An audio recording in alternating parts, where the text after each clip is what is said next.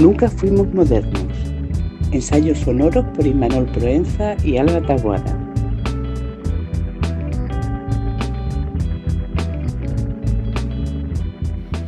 Bueno, pues ahora sí que sí, comienza la primera temporada de Nunca Fuimos Modernos.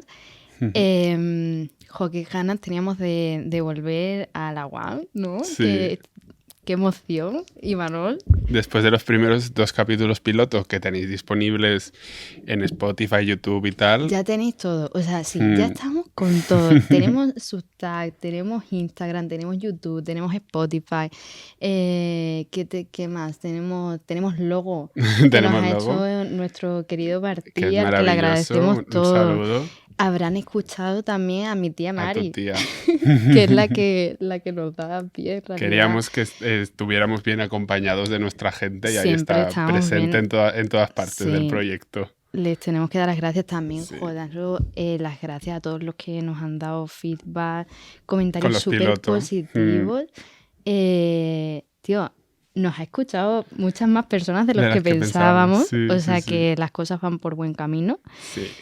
Y esto va a estar muy chulo. Y nada, tío, y empezamos la temporada con unas ganas tremendas. Venga, no sé si... Sí, bueno, a ver qué tienes para decirnos, a ver con qué vamos a empezar este capítulo. Vamos a empezar, espero que ya todos estén lavando los platos, poniendo lavadoras, ¿no? Que eso es importante.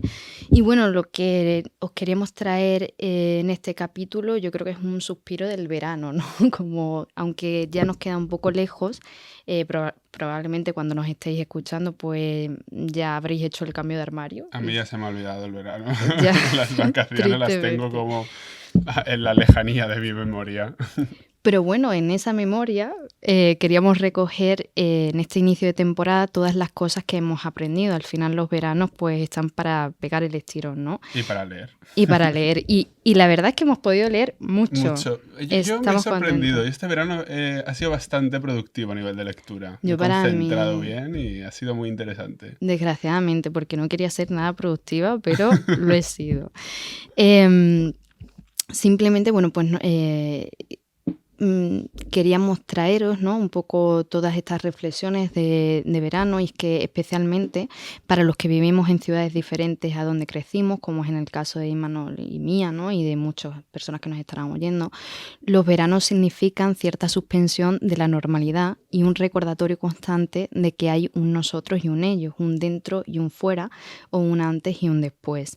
No sé si os sentiréis, ¿no?, identificados, pero en estos espacios de excepción, que los podríamos llamar, nos dejan verdaderas sacudidas, ¿no?, forzándonos a mantener una reflexión interna sobre algunas de las cosas de las que queremos tratar hoy en el programa, ¿vale? Programa al que, por cierto, hemos titulado Lindes y fronteras, cómo trazar el límite entre lo interno y lo externo. Este verano, además, hemos estado obligados a poner los ojos en quienes son atacados desde fuera, en quienes deciden a quién pertenece un hogar y quién queda excluido de él, y en aquellos que afortunadamente saben que cuestiones como las del comer y el beber pues no deberían ser cosas ni de lindes ni de fronteras. Así, hemos necesitado volver a interrogar a la sociología. En este caso, pues tendremos una conversación, yo creo que muy fructífera, con la sociología del extraño, a través de algunos clásicos como Simmel, que ya conocemos bastante bien y que podéis encontrar en el segundo capítulo, o en el capítulo piloto, ¿no? Sí. Que irá apareciendo a lo largo de muchos capítulos, porque es que trata todos los temas que a nosotros nos interesan desde una perspectiva... Tenemos que superar a Simmel. Sí, pero bueno, está bien retraerlo, ¿no? O sea, retrotraerlo también. Sí, exactamente. Y también de otros clásicos como Alfred Schut y, por supuesto, de otras autoras y autores contemporáneos maravillosos con los que transitaremos desde lo más interior hasta lo más exterior, desde las fronteras geográficas hasta las lindes temporales. En definitiva, en este primer capítulo queríamos invitaros a acompañarnos en la exploración de la pregunta ¿cómo se traza el límite entre lo interno y lo externo? O quizá, más importante aún, ¿quién lo traza y por qué? Y como punto de partida, para comenzar a indagar en esta cuestión, nos hemos apoyado en una publicación muy reciente de un sociólogo español llamado Javier Rueda, que ha sido sabía que esta palabra no me iba a salir, pero galardonato, o ha sido premiado con el primer premio del concurso Utopías que caben en el BOE. Que te ha encantado, ¿no? Es una iniciativa chulísima. En verano Alba me iba enviando WhatsApps como, ¡buah! Tengo un libro perfecto para este primer capítulo. Es que es maravilloso porque además, os lo vamos a enseñar en cámara, es un ensayo muy breve y la brevedad es algo apremiante, sobre todo para personas como nosotros que no tenemos tiempo. Porque aparte de esto tenemos trabajos, muchas cosas. Tenemos muchas cosas y además que también, empiezan los sociólogos que tienen que poner lavadoras, ¿no? Y eso se nota también en la densidad de los argumentos. No sé si alguien me matará por decir esto, pero... entonces, en este ensayo... titulado Utopías de Barras de Bar, es un trabajo que parte de una sociología del comer y del beber, es decir, de una microsociología, una sociología de lo cotidiano, ¿no? En la que hemos encontrado cierta analogía con nuestra pregunta. Si nosotros nos preguntamos cómo se traza el límite entre lo interno y lo externo, Javier nos va a invitar a pensar en quién sentamos a la mesa y a quién no. El autor además sitúa esa mesa en el bar de pueblo, porque como él mismo señala, allí suceden cosas muy significativas. En el bar se convoca esta dualidad entre lo interno y lo externo. Por un lado, se da una reunión de afines con familiares y aliados políticos que confiere a la interacción un carácter privado o íntimo, ¿no? Pero claro, al mismo tiempo, por otro lado, emerge una atmósfera pública y de coexistencia marcada por la obligación de encontrarse con personas distintas y a menudo también desconocidas. Con ellas se tiende a evitar comentarios o prácticas que puedan ser controvertidas, pero a las que se reconoce, llegado el caso, como un público pues legítimo, ¿no? Relacionado con esto, hace poco estaba en Barcelona, porque había ido a visitar a la familia de mi novio y estaba dando un paseo por el Poblenou, que a nivel como de arquitectura urbana es súper interesante. Y era un antiguo barrio muy industrial de Barcelona que hoy en día se ha reconvertido con un montón de oficinas con una arquitectura súper vanguardistas, un montón de cafés para trabajar y coworkings. O sea, todo eran como coworkings y queríamos ir a tomar una cerveza. Y yo entraba en un sitio pensando que era un café, pero era el café del coworking. Entonces no podías entrar. Eras un extraño. Y era súper raro porque, o sea, a priori lo que tú estás buscando en un bar, que es poder tomar una cerveza, poder tomar un café y estar a gusto, allí era todo enfocado a la productividad. O sea, si no estás con un portátil trabajando, produciendo, no hay un espacio para ti, ¿no? Y se están un poco perdiendo estos lugares. No hay espacio para el ocio.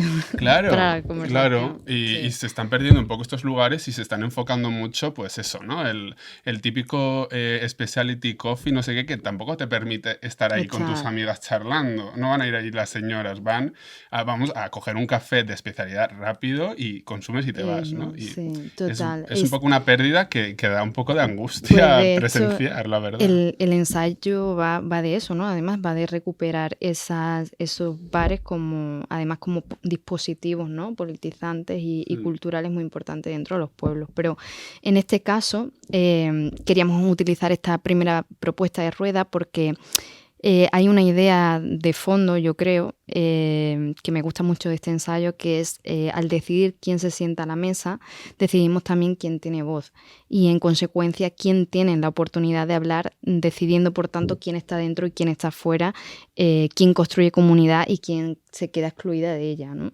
Totalmente. Y un poco al hilo de este planteamiento, traigo un poco las primeras propuestas para sentar en nuestra mesa lectora. Esto se podría quedar ya en el reto de sí. quién sentamos a nuestra mesa. Invitamos a tal persona, me parece muy chulo.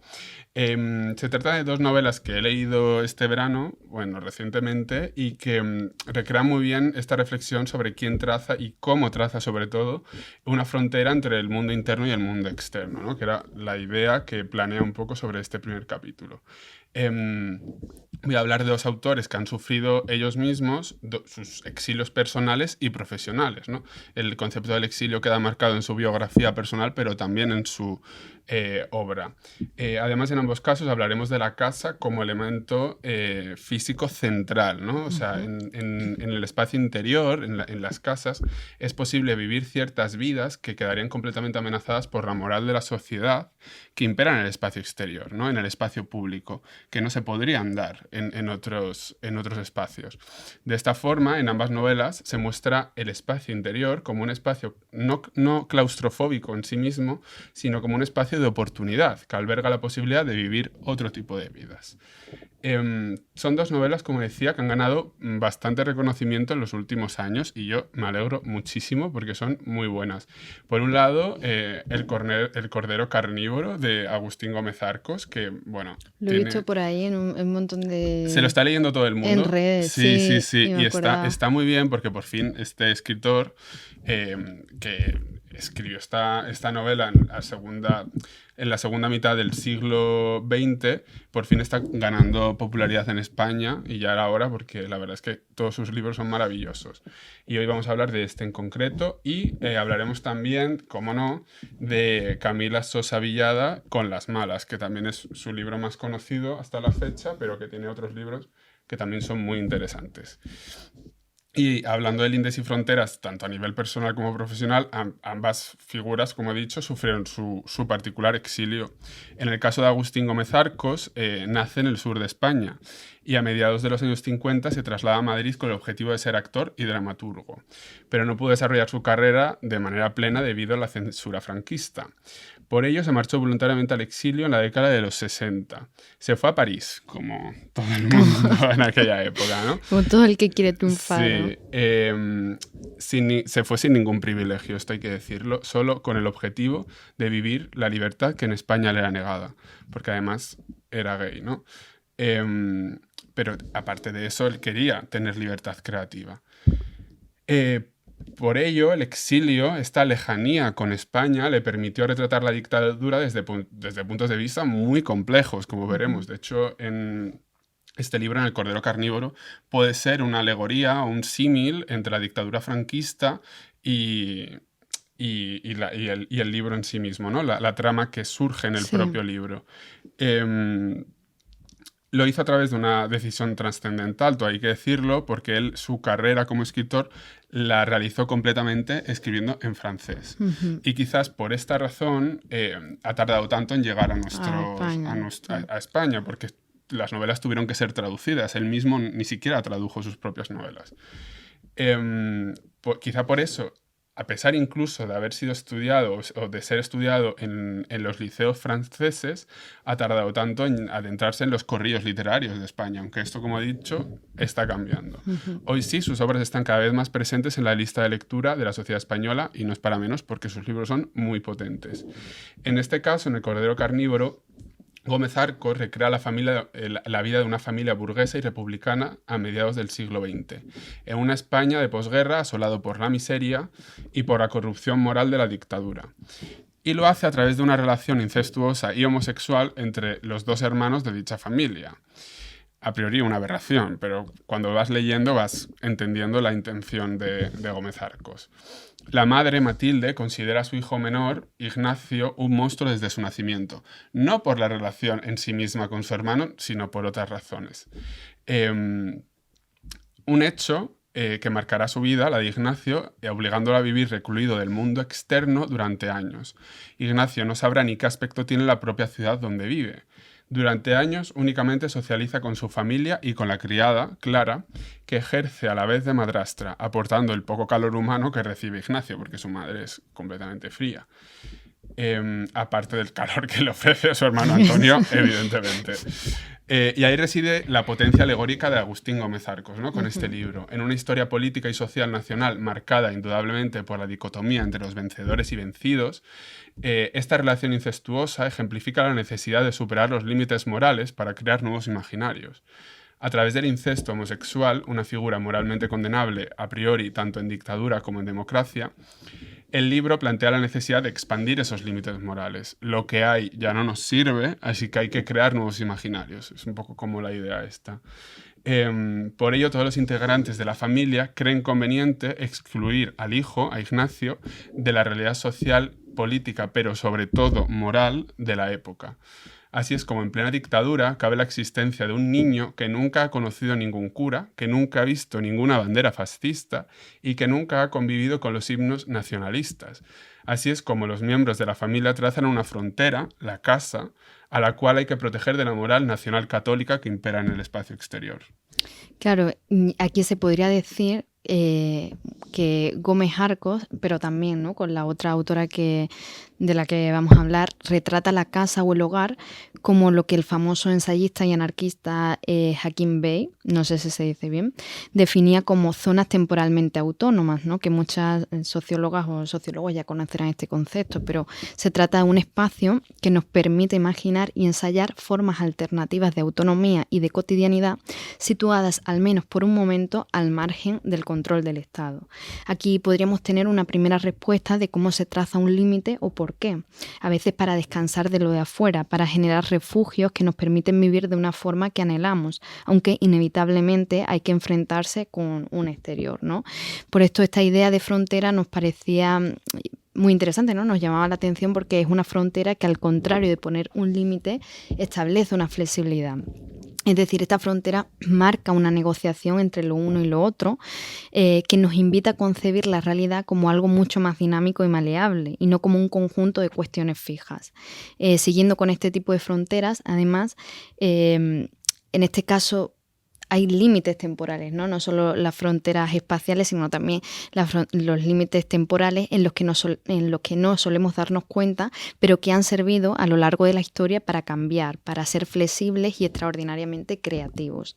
En este sentido, yo quería invitar a la mesa a dos autores que he estado leyendo este verano en un libro titulado El amanecer de todo. Es este libro que también voy a enseñar en pantalla.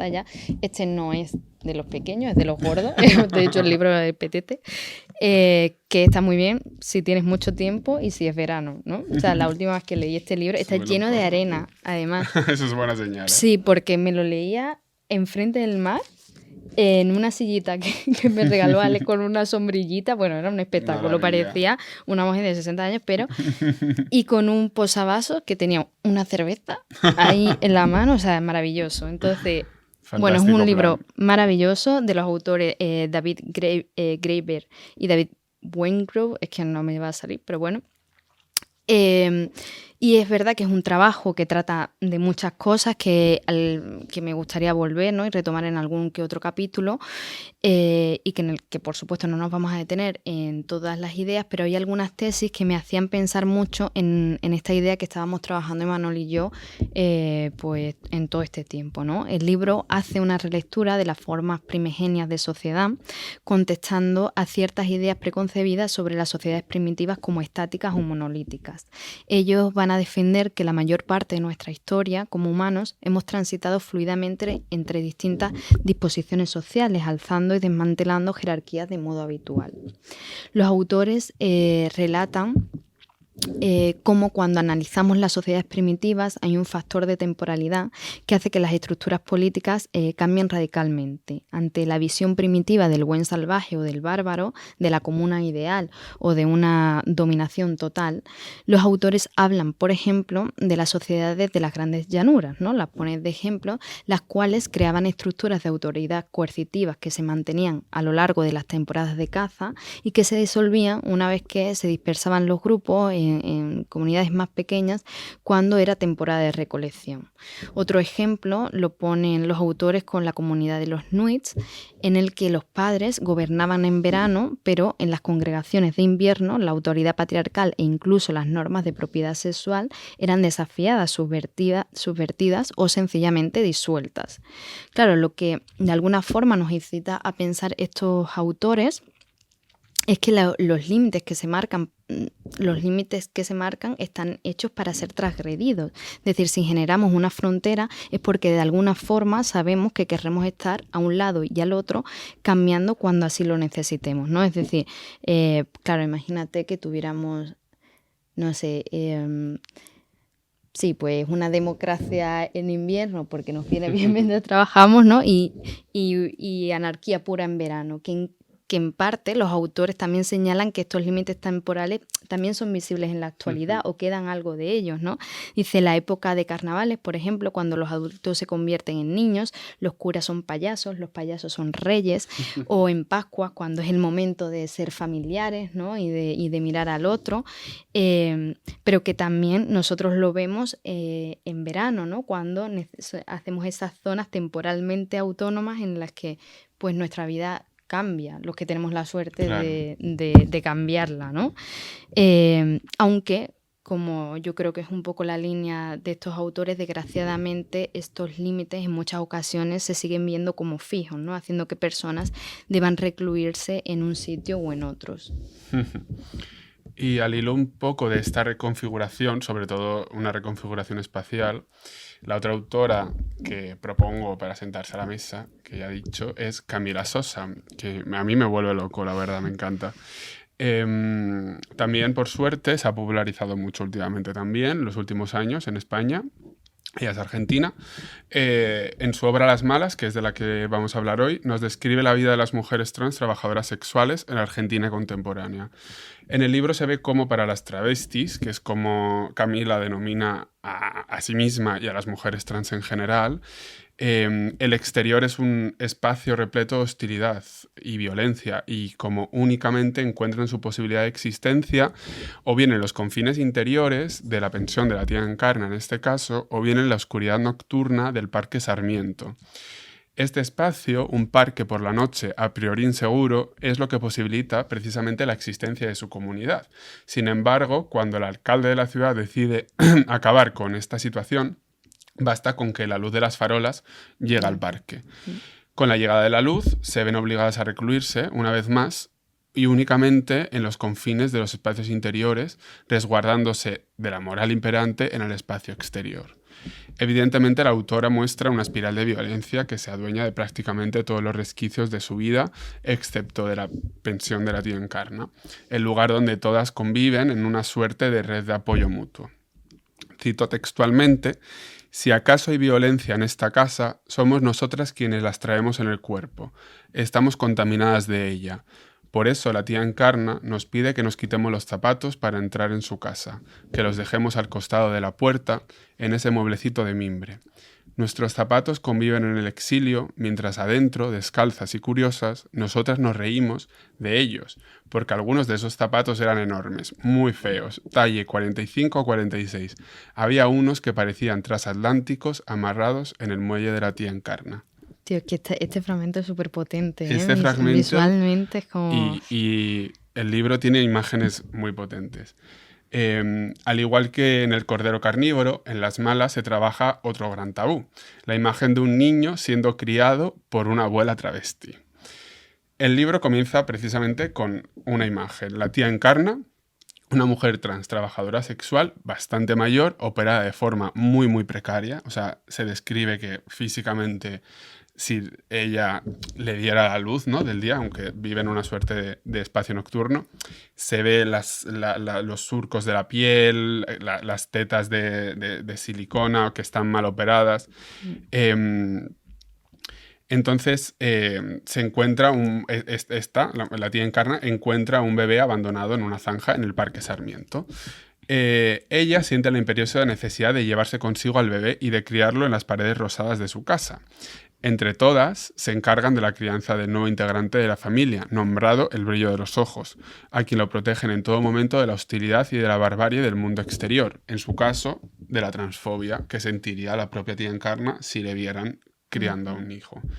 De nuevo, la demarcación queda establecida a través de la frontera física que marca la casa, un territorio protegido en el que resguardarse de las inclemencias de la vida externa. Además, al igual que en el caso de Agustín Gómez Arcos, Camila Sosa también vivió su particular exilio, o más bien lo que conocemos como sexilio. Sí, que también hablamos de eso en el capítulo... En el capítulo 2, diría, sí, el de las ciudades, que está muy chulo. Os recomendamos que vayáis y lo escuchéis. Escucha.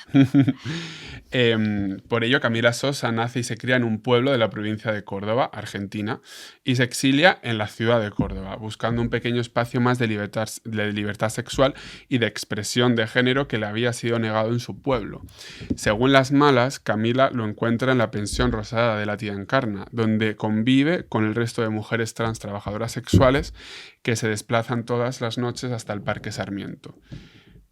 Por tanto, este también es un libro de lindes y fronteras. En palabras de la autora, aquella vida donde siempre fui extranjera, donde no era dueña de nada, la visita al mundo de los normales, de los correctos, mis compañeros y compañeras de clase media de la universidad, esa montaña de secretos y mentiras que siempre tuve para con todos ellos.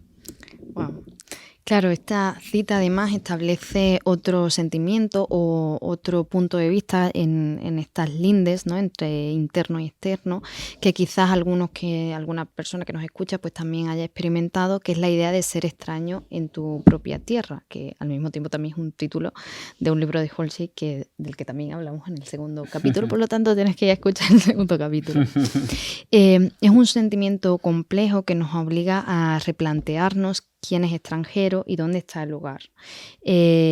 Para ello, pues traemos a la mesa a Alfred Schut en un ensayo incluido en este libro que también os vamos a enseñar, ¿no? Que es un libro editado en 2012, pero que todo el mundo ya conocerá, está dentro del extranjero de Simmel, ¿vale? La sociología del extraño, y aquí pues hay varios ensayos y uno es pues este del que os hablamos, ¿no? Lo que va a hacer este autor es invitarnos a detenernos primero en la pregunta sobre qué es aquello a lo que llamamos hogar, ¿no? Y por qué pertenece a unos y no a otros. Para él, el hogar de un hombre es el lugar al que proyecta regresar cuando se encuentra lejos de él. Un ejemplo que él menciona aparece en una encuesta realizada en un cuerpo de infantería en la que se preguntaba a los soldados qué era lo que más echaba de menos. Algunas de las respuestas fueron tan sencillas como un sándwich de lechuga fresca y tomate, leche fresca y el diario de la mañana en la puerta, el silbido de la locomotora en la estación. Claro, ahí podemos ver cómo el hogar se define tanto por lo cotidiano como por lo afectivo y cómo esas experiencias mínimas vinculadas al comer y al beber, a los objetos compartidos, generan esa idea de hogar, ¿no? Del mismo modo que lo podría hacer la barra de un bar si recuperamos un poco pues el primer ensayo, ¿no? Del que estábamos hablando. Y si recuperamos las barras de los bares. Sí. Las de verdad, ¿no? Joder, si vives en el centro de Madrid, ya sabes lo que hay. Sí, en ese sentido, va a subrayar que el hogar significa algo distinto para quien nunca lo ha abandonado, para quien lo habita desde lejos y para quien retorna. Cada una de esas posiciones redefine lo que el hogar es y lo que simboliza. Claro, siguiendo esta línea, también hay lugares en los que vuelves a lo largo del año, en periodos estivales, por ejemplo, pero el tiempo también pasa para todos y cuando volvemos al año siguiente, ni el pueblo, en este caso, ni las personas que lo habitan son los mismos que cuando lo vimos por última vez. Cuando era pequeño y hasta prácticamente los 18 años, me pasaba todo el mes de julio en la casa de mis abuelos en Extremadura. Allí nos podíamos tirar semanas sin salir de la finca. Por aquel entonces, al igual que Ignacio en El Cordero Carnívoro, mi mundo se reducía a la casa y al jardín de mis abuelos en medio del secano, casi como una esmeralda resplandeciente en medio de la estepa extremeña, regado noche tras noche por decenas de aspersores colocados por todo el jardín. Como Ignacio, a quien su madre le protegía de la moral nacional católica que asolaba España en aquella época, o al brillo de los ojos que la tía Encarna protegía de la homofobia y la transfobia, me pregunto sobre qué maldad externa o moral atrofiada me protegían mis abuelos en mi particular encierro durante los meses de julio. Pero la respuesta es algo mucho más mundana, ¿no? Algo mucho más concreta. Las inclemencias del clima extremeño. O sea, hacía tantísimo calor que era inconcebible dejar nuestra particular esmeralda húmeda para adentrarnos en la tierra y en la sequedad. En la finca había muchísimos árboles, flores, animales e insectos. Yo me quedaba embobado mirando y analizándolo todo. Preguntaba a mis abuelos por el árbol con cuyas hojas se condimentaban los guisos, que era el laurel, o el nombre del árbol de donde salían las frutas para las ensaladas, que era el granado. Y verano tras verano iba ampliando mi conocimiento sobre plantas y animales, casi como un pequeño Darrell vasco perdido en medio de Extremadura. Olía mucho a tierra y a tomate. Iba a la huerta y me dejaban escoger el tomate para la cena. Entonces mi abuela lo preparaba y decía su célebre frase: yo con un buen tomate, que sepa a tomate, ya soy feliz. También recogíamos higos, jugaba con mis primos y andábamos en bicicleta por los caminos arenosos hasta llegar al cultivo de tomates del señor Rojillo, cuyo sobrenombre ignoro si aludía a su ideología política o al color de sus tomates. Ambas, ¿no? Seguro. A día de hoy sigo sin saberlo. Como he dicho, olía mucho a tierra y a tomate, que es un olor que me ha acompañado durante todos estos años, aunque yo ya no retorne como lo hacía antes a este lugar, y que siempre evocarán en mí el concepto de verano como zona temporalmente autónoma. Cada vez que pienso en ese concepto, yo pienso tierra y tomate. Tierra y tomate. Ahí además esta frase que has dicho, ¿no? De tu abuela, de yo con un buen tomate, que sepa tomate, ya soy feliz, me recuerda mucho también a algo que decía Alfred Schut, que es la idea de que el hogar también nos devuelve algo que es reconocible, que nosotros ya sabemos qué va a pasar, ¿no? Que eso es como, bueno, yo sé que mi abuela diría esto, ¿no? Y entonces ahí es donde nos sentimos seguros. Pero claro, en esta idea de las lindes y fronteras, lo que hacemos también es transitar, es decir, no podemos estar siempre metidos en nuestro hogar, ¿no? No podemos estar siempre al amparo de nuestros abuelos, ojalá, ¿no? Entonces nos tenemos que ir y también tenemos que retornar, ¿no? Y entonces de retornar, que nosotros sabemos pues un rato, se ha de estar preparado para lidiar con los cambios que han acontecido durante el tiempo que no hemos permanecido allí, que es esta idea de también, de nuevo, cómo se transforman esas fronteras. A través de los ojos de Schut podemos pensar que la pregunta sobre a quién invitamos a la mesa está siempre atravesada por un proceso de renegociación y lo explica a través de una idea muy sugerente, el principio de temporalidad que se manifiesta con especial claridad en quien retorna al hogar. Lo que uno es, lo que llegó a ser y lo que será, se codetermina en función de las múltiples relaciones primarias, actuales o potenciales que se mantienen en el grupo familiar. Schut pone un ejemplo muy cotidiano. Dice, cuando se escribe una carta, el remitente se dirige al destinatario tal como lo recordaba en el momento de la separación, y éste la lee como si proveniera de la misma persona que se marchó. Presuponer esa continuidad significa dar por hecho que lo que antes era típico seguirá siéndolo en el futuro. En otras palabras, se espera que la vida continúe como era, que importen las mismas cosas, que rija el mismo grado de intimidad. Sin embargo, basta con un cambio de ambiente para que los protagonistas pues comiencen a dar importancia a experiencias nuevas y a reevaluar las antiguas. Dice, el soldado que se ausenta en la guerra es un ejemplo claro, ¿no? Él puede imaginar qué pensará su madre o cómo reaccionará su hermana ante una noticia, porque conserva un recuerdo de sus actitudes previas, pero quienes permanecieron en el hogar carecen de experiencia inmediata sobre aquello que él ha vivido. Cuando regresa e intenta contarlo, ¿no? El soldado se encuentra con la frustración de que incluso los más cercanos no comprenden la singularidad de esas vivencias que lo transformaron en otro hombre, ¿no? O sea, no entienden que ese hombre que se marchó o esa persona que se marchó ya no es la misma. Aquí se plantea un problema profundo, que es la de la irreversibilidad del tiempo interior. Como escribió Heráclito, no podemos bañarnos 2 veces en el mismo río, por algo tan sencillo de que ni el río es el mismo, ni nosotros volveremos a ser los mismos, ¿no? Lo recurrente deja de ser idéntico precisamente por su carácter recurrente. Todo aquel que vuelve al hogar ha probado, ya sea de una forma dulce o amarga, el fruto mágico de lo extraño. ¿Puede el hombre que antes vendía cigarrillos y que tras ir a la guerra regresa convertido en un héroe volver a ser simplemente un vendedor de cigarrillos? Pues tanto él como quienes lo esperan deben estar preparados para reconocer que lo que retorna es algo irremediablemente distinto. De algún modo, Schut nos muestra cómo nos transformamos cuando nos vamos y cómo también se transforma lo que dejamos atrás, de manera que cuando volvemos, pues ya nada es igual. Sí, esto también conecta un poco con las experiencias que tiene mucha gente cuando se va a estudiar fuera, cuando se va a trabajar fuera. Tanto los estudiantes que nos escuchan. Claro, los estudiantes, trabajadores, tanto si te vas a otra provincia, a otra comunidad autónoma, como si te vas al extranjero y luego vuelves. Muchas veces se espera de ti, tus amigos, tu familia, pero sobre todo yo lo he sentido más quizás con amistades, se esperan de ti que no cambies, ¿no? Que permanezcas inalterado, casi como si todas esas experiencias que has estado acumulando, que has estado viviendo, no pudieran hacerte cambiar a ti mismo. Se espera de ti que permanezcas inmóvil. Y mucha gente se encuentra encuentra como en una tierra de nadie entre la expectativa del resto y el cambio que ha acontecido sobre ti, sobre tu persona. Entonces ahí hay un choque que se genera y sobre todo muchas veces cuando eres muy joven es muy difícil de gestionar, porque ahora ya con la adultez de por medio pues ya lo ves con otros ojos, pero si tienes 18 años y acabas de salir de casa y te estás encontrando con esa situación, a veces resulta incomprensible, ciertamente. Sí. Y claro, además que un poco la idea que todo el rato, ¿no? O sea, trabajando estos libros, al final la conclusión que tenemos un poco es que las fronteras, tanto temporal como geográficas, ¿no? o físicas, son ejemplos paradigmáticos de cambio. O sea, realmente las fronteras implican cambio. Sin embargo, por lo general, estas siempre son concebidas como fijas, como lugares que generan hostilidad, ¿no? para el cambio.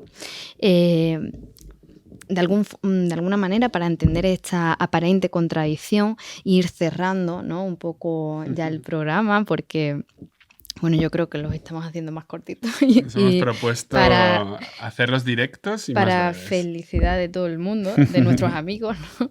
Entonces queríamos terminar invitando a la mesa a nuestro querido Simmel con su famosísimo ensayo, ¿no? que todas las sociólogas y sociólogos reconocen, que es El extranjero, ¿no? que es este libro que antes os hemos enseñado, que es un ensayo, vaya, y que nos permite entender de dónde viene ese rechazo a lo que está al otro lado de la frontera. Simmel explica que el extranjero encarna un punto intermedio entre lo móvil y lo nómada, lo fijo o lo estático. Su condición es siempre doble, está dentro y fuera al mismo tiempo. Y por definición carece de pertenencia porque no las transporta consigo. Lo que hace, en cambio, es traer al círculo nuevas cualidades.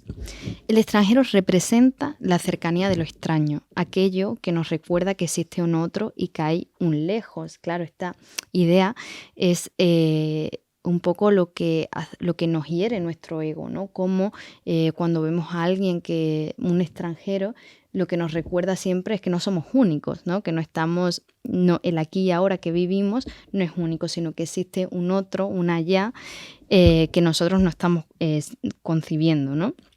Además, genera este rechazo, dirá Simmel, porque su mirada es objetiva, porque está desnaturalizada, una mezcla de indiferencia y desinterés que paradójicamente le permite también convertirse en confidente, ya que nos juzga, ¿no? Que esto también es un poco, todos habremos experimentado como el que viene de fuera, de repente en una barra de bar, normalmente se suele convertirse en confidente porque no nos va a juzgar, ¿no? Y porque no lleva consigo esa socialización, que no sé si es un concepto que hemos hablado, pero bueno, socialización es un concepto sociológico muy importante, que nos lleva a esa cotidianidad o a esa naturalización, ¿no? Que no nos replanteamos.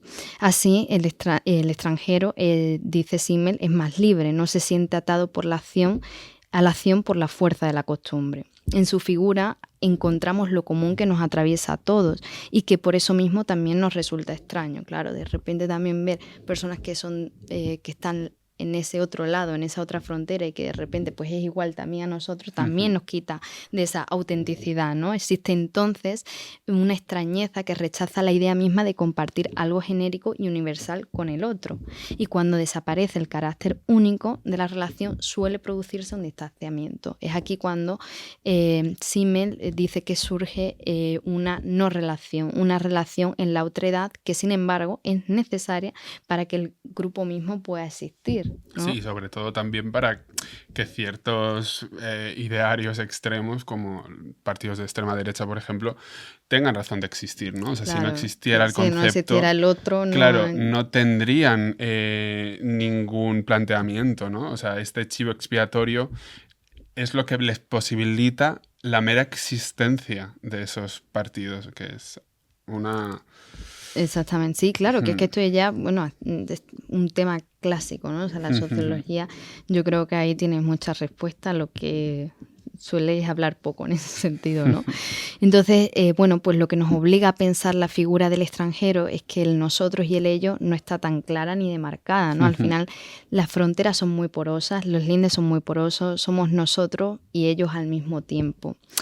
Así queremos cerrar con la reflexión pues, de este trabajo, de todas estas semanas, ¿no? Que hemos estado hablando de este tema, y es que las fronteras están siendo renegociadas constantemente, ¿no? El dentro y el afuera están concebidos para ser transitados. Importante, hay que concebir los dos lados, ¿no? Y es divertido estar en los dos, ¿no? En todas las partes. Sí, no sería aburridísimo. Claro, en el dentro y en el afuera. Es por ello sería gris, sería plano y gris, que es aburridísimo. Exactamente, entonces por ello todos tenemos derecho a comer en la mesa, todos tenemos derecho, ¿no? A participar, y siempre... Esto queríamos, ¿no? Como un poco ese suspiro de verano. Siempre hay un verano para cambiar incluso los roles de quien se sienta en esa mesa. Ahora que llega el invierno, queríamos, pues bueno, aconsejaros, Imanol y yo, que nos acordemos de esas noches de verano donde nuevas personas, amigos y familiares vienen a la mesa, donde estamos dispuestos a abrirnos a la incomodidad y ampliar nuestra familia. Las fronteras empiezan en la mesa, ¿no? Por lo tanto, bueno. Qué bonito. No dejemos que empiecen por ahí, ¿no? Las mesas están para compartir. Y para abrirlas, si se hace falta poner para sentarnos mesa, en el suelo. Claro, y si no, pones 1000 sillas alrededor de una mesa minúscula y ahí comen todos. Realmente. Exactamente. Así que nada, este ha sido el primer episodio de la primera temporada, ¿no? Sí. Porque los otros lo hemos tratado como capítulos de prueba, pilotos. No. Ahora comienza en sí mismo ya el programa, estamos muy contentos. Este ha sido el primer capítulo. Y la temporada va a estar, yo creo que es súper interesante. Sí, esto solo es un aperitivo. Además, no paramos de ir a cosas. Hemos ido al Festival de las Ideas, Néstor Reencontrado. Que recomendamos muchas cosas por Instagram, ¿no? Que Alba está eso a tope. Es verdad, que yo estoy a tope. A lo mejor me llevo una semana sin estar a tope, pero ya luego estoy a tope. Recomendamos muchas cosas por Instagram, actividades culturales, de pensamientos, y que nos sigan por ahí. Nunca fuimos modernos. Y nada, que muchas gracias por escucharnos en este primer capítulo. Un abrazo gigante. Un abrazo. Chao.